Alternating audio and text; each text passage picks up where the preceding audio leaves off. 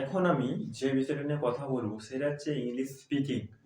এটা একটা পাবলিক স্পিকিংও হতে পারে, ঠিক আছে? ইংলিশ স্পিকিংটা, ঠিক আছে, আমাদের এই বর্তমান যুগে খুবই ম্যান্ডেটারি, কারণ আমাদের অফিসিয়াল ল্যাঙ্গুয়েজ কি ইংলিশ। তো আমাদের ইংলিশটা শিখতে হবে, ঠিক আছে, অফিসিয়াল কাজকর্মের জন্য। আর লেবার খাটার জন্য তো কোনো ইংলিশ শিখারই দরকার নেই, ঠিক আছে, তোমার নেটিভ ল্যাঙ্গুয়েজটা জানলেই হবে, মানে তোমার মাতৃভাষাটা জানলেই হবে। তাই অফিসিয়াল কাজকর্মের জন্য আমাদের ইংলিশ স্পিকিংটা জরুরি। বা বিদেশ যখন যাবে, ঠিক আছে, বা আমাদের ভারতেরও অনেক শহর আছে যেখানে ইংলিশে স্পিকিং করা হয়, ইংলিশে কথা বলা হয়। তো ইংলিশ স্পিকিংটা খুবই একটা দরকার, কারণ তুমি তো সব ভাষায় তুমি কমিউনিকেট করতে পারবে না। বিভিন্ন জায়গায় বিভিন্ন ধরনের মানুষ আছে, তারা বিভিন্ন ভাষা বলে। তো সব ভাষা তুমি বলতে পারবে না। তুমি কটা ভাষা জানতে পারবে? ধর আহ দুটা, পাঁচটা, দশটা ভাষা জানতে পারবে। পৃথিবীতে অনেক রকম, হাজার রকমের ভাষা আছে। অত রকম তুমি ভাষা কি বলতে পারবে, যাতে কমিউনিকেট করতে পারবে? হয়তো তুমি পারলেও, 10টা ভাষা পড়লেও দেখবে অন্য একজন পারছে না, তখন অসুবিধা হবে। তার জন্য একটা ভাষা স্থির করা হয়েছে, সেটা হচ্ছে ইংলিশ। এই ভাষাটা এমন এমন কোনো কিছুই, মানে কি বলবো, কঠিন নয়। Just practice. Practice is the main way to improve your skills. ঠিক আছে, তোমাকে প্র্যাকটিস করে যেতে হবে প্রতিদিন, প্রতিনিয়ত। ঠিক আছে, প্র্যাকটিস করে গেলে তবেই তুমি এটাতে ইমপ্রুভ হতে পারবে এবং শিখতে পারবে। ঠিক আছে, তা আমি বলবো যে প্র্যাকটিস করে যাও, ঠিক আছে। প্রত্যেক দিন একটা করে সেন্টেন্স ওয়ার্ড বানাও এবং সেগুলা প্র্যাকটিস করো। যেমন, please go inside the room, এর মানে কি? দয়া করে রুমের ভেতরে যাও। তারপরে please go outside the room, দয়া করে রুমের বাইরে যাও। এই রকম ভাবে প্রত্যেকদিন সেন্টেন্স বানাবে, তাহলে তো সেন্টেন্স আপনিতেই ভালো হবে। ঠিক আছে, প্রত্যেক দিন মানে প্র্যাকটিস করে যেতে হবে। প্র্যাকটিস, ইংলিশে ভাবতে হবে, ইংলিশে ভেবেই যেতে হবে প্রত্যেকদিন। দেখবে সেটা তুমি পারবে। এবং স্পিকিংটা মাস্ট, জরুরি। স্পিকিং চাই, ঠিক আছে। স্পিকিংটা তোমাকে করতে হবে প্রতিদিন। প্রতিদিন স্পিকিং করতে হবে। এবং আই মানে কি? আই মানে আমরা সবাই জানি আমি, উই মানে আমরা, ইউ মানে তুমি বা তোমরা, ঠিক আছে।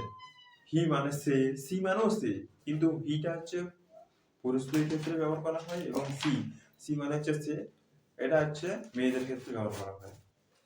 তারপর ইট, ইট মানে ইহা বা এইটা বোঝাতে আমরা ব্যবহার করে থাকি। এই রকম শুধু সেন্টেন্স গুলো প্রতিদিন তোমাকে মনে করতে হবে এবং বলতে হবে। ঠিক আছে, সেটা তুমি আয়নার সামনে করতে পারো। আয়নার সামনে করতে পারলে তোমার সেলফ কনফিডেন্সটা অনেকটা ইমপ্রুভ হবে। বা মোবাইলে রেকর্ড, নিজেকে রেকর্ড করে করতে পারো, ঠিক আছে। রেকর্ড করে কিন্তু সেটা শুনতে হবে তোমাকে, ঠিক আছে।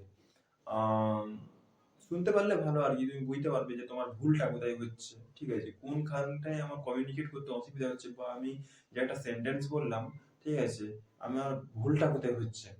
আর দেখো, তুমি তো একদিনেই আর ইংলিশ স্পিকিং করতে পারবে না, ঠিক আছে, এই ভুল হতে হতে হতে হতে হতে শিখবে। তাই দৈনন্দিন প্র্যাকটিস করে যেতে হবে, ঠিক আছে।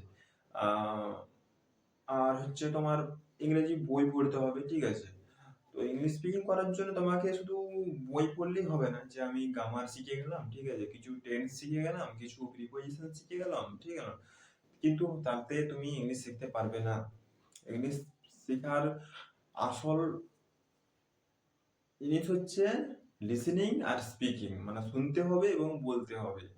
ধরো তুমি ফোনেতে কোনো একটা পডকাস্ট, ইংলিশ ভিডিও দেখছো, ঠিক আছে, তো সেখানে যে ইংলিশে কথা বলছে, ঠিক আছে, তো সেই কথাগুলো শুনতে হবে এবং তোমাকে বলতে হবে। তো আর এছাড়াও ধরো টিভিতে নিউজ দেখছো ইংলিশে, তো সেখানে ওরা যেগুলো বলছে, ঠিক আছে, সেগুলো তোমাকে রিপিট করতে হবে ঘুরে ঘুরে, ঠিক আছে। হ্যাঁ, প্রতিদিন তুমি সব পারবে না আমি জানি, 2-5টা তো পারবে। তো ওখানে তুমি ঘুরে ঘুরে রিপিট করবে, কি বললো আমি বলবো। তো এরকম রিপিট করতে করতে তুমি দেখবে ইংলিশ স্পিকিং করতে পারবে। মানে তোমাকে স্পিকিং করতে হবে, মেন কথা হচ্ছে স্পিকিং, লিসনিং আর স্পিকিং। দেখবে আমাদের আহ এমন অনেক লোক আছে যারা পড়াশোনা কিছুই জানেনি, কিন্তু ইংরেজিতে কথা বলে কিভাবে? ওই যে লিসনিং, স্পিকিং, প্রথমে শুনেছে, তারপরে বলতে আরম্ভ করেছে। মানে ধরো, আমি যদি আহ, যারা 10জন লোক আছে যারা ইংলিশ স্পিকিং করে, আর আমি একজন আছি ওদের কাছে যে বাংলাতে কথা বলে, তো ওদের কাছে থেকে কি আমি ইংলিশ শিখতে পারবো? হ্যাঁ পারবো, কারণ আমি একা আছি আর ওরা 10 জন আছে। আর ওরা কমিউনিকেট যখন করবে তখন ইংলিশেই করবে, কারণ ওরা ইংলিশটা ভালোভাবে জানে আর আমি জানি না, ঠিক আছে? তো আমি কি করতে পারি, ওরা যে বলবে, ঠিক আছে, ইংলিশ স্পিকিংটা করবে, আমি সেগুলো শুনবো এবং শোনার পর সেগুলো আস্তে আস্তে আমি নিজেও বলতে পারবো, ঠিক আছে? তাই 1 মাস 2 মাস থাকার পর দেখেন আমি নিজেতেই স্পিকিং করতে পারছি। আমি নাই বা জানি পড়াশোনা, ঠিক আছে? তো এইভাবে হয়। এই ধরো ছোটবেলায় কি আমরা কি সবকিছু জেনে এসেছিলাম? আসেনি। সবকিছু এখান থেকে শিখেছি। শুনে শিখেছি। সেরকমভাবে, ঠিক আছে? সেরকমভাবে এখনো তোমাদেরকে শুনতে হবে এবং বলতে হবে। স্পিকিং করতে হবে। তবেই তোমরা ইংলিশ স্পিকিং করতে পারবে। আর প্রতিদিন ২-৫ টা করে ওয়ার্ড, ঠিক আছে, সেন্টেন্স মেক করো, তৈরি করো। তাহলে দেখবে অবশ্যই পারবে। যেমন ধরো বইগুলো টেবিলের উপর আছে। এর ইংরেজি কি হবে? There are some books on the table. ঠিক আছে, এইভাবে সেন্টেন্স মেক করতে হবে। যদি ভুল হয়েও থাকে, ঠিক আছে, আর এর জায়গায় ইজ হবে বা ইজের জায়গায় আর হবে, এরকম ভুল হবে, কিন্তু যখন তুমি এটা প্র্যাকটিসের মধ্যে থাকবে, ঠিক আছে, তখন তুমি নিজেই বুঝতে পারবে না এটা তোমার ভুল বলেছিলাম, তখন তুমি নিজেই এটা ঠিক করে দিতে পারবে। হ্যাঁ, প্রথম তুমি জানোনি, ভুল হতেই পারে, ঠিক আছে? এইভাবে ইংলিশ স্পিকিং মোটামুটি পারবে কথা বলতে, ঠিক আছে? এবারে কেউ যদি বলবে, ঠিক আছে, তোমার কেউ দিয়ে মানে হাসি হাসা করবে, ওইটা ভাবলে হবে না। হাসি হাসা করলে তো করলাম আর কি, ঠিক আছে, তুমি তোমার প্র্যাকটিস করে যাবে। হ্যাঁ, যে বন্ধুদের মাঝে ইংলিশ স্পিকিং করছি, বন্ধুরা হাসাহাসি করছে, করলো তো করলো। আর তুমি যদি সেইটা ভেবে হাসাহাসি করছে আমি করবো না, তাহলে তুমি জীবনেও শিখতে পারবে না, ঠিক আছে? সারা জীবনও তুমি কোনোদিনও শিখতে পারবে না। তাই হাসাহাসি করলো, তুমি তোমার প্র্যাকটিস করে যাও, ঠিক আছে?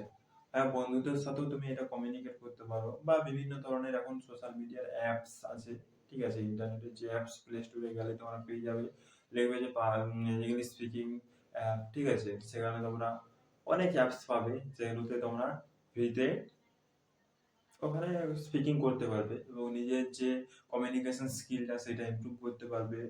আর নিজের যে সেলফ ইমপ্রুভমেন্ট সেটাও তোমরা ইমপ্রুভ করতে পারবে ওখান থেকে।